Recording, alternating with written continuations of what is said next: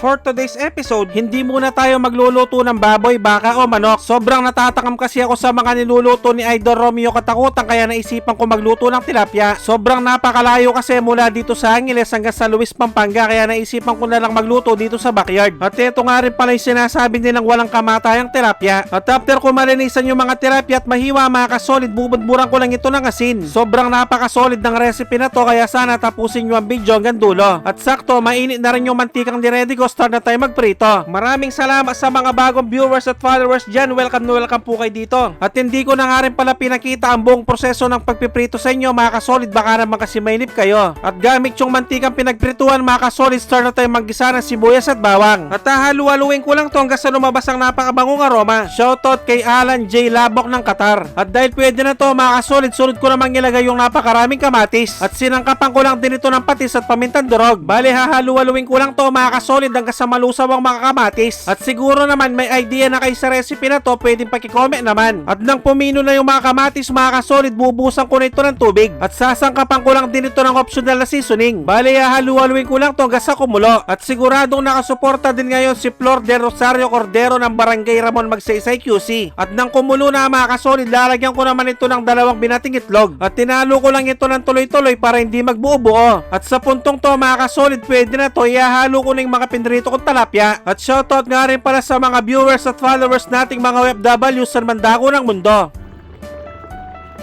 At tinakpan ko lang din to mga kasolid hanggang sa kumulo, lalagyan ko na ito na siling pansigang. At dahil luto na ang aking napakasarap at napakasolid na sarsyadong tilapia, magpiplating na tayo. At pag-rate naman 1 to 10 ang recipe natin ngayon mga kasolid, maraming salamat. At syempre, dito na tayo sa pinaka-exciting part, ang tikiman time, yun no? At ito na yung sinasabi nilang walang kamatayang tilapia, kain po tayo mga kasolid. Sus Mariosep, kanyama na po. Grabe, napakalasa, napakasarap talaga ng ganitong luto sa tilapia. Yung tipong mapapahanap ka talaga ng kanin pag ganito ang ulam mo. At bibigyan ko na kayo ng pangmalakasang perfect bite para dito. Yung kukuha ka ng tilapia tapos irerekta mo sa kanin, sobrang napaka-perfect nito mga tampo.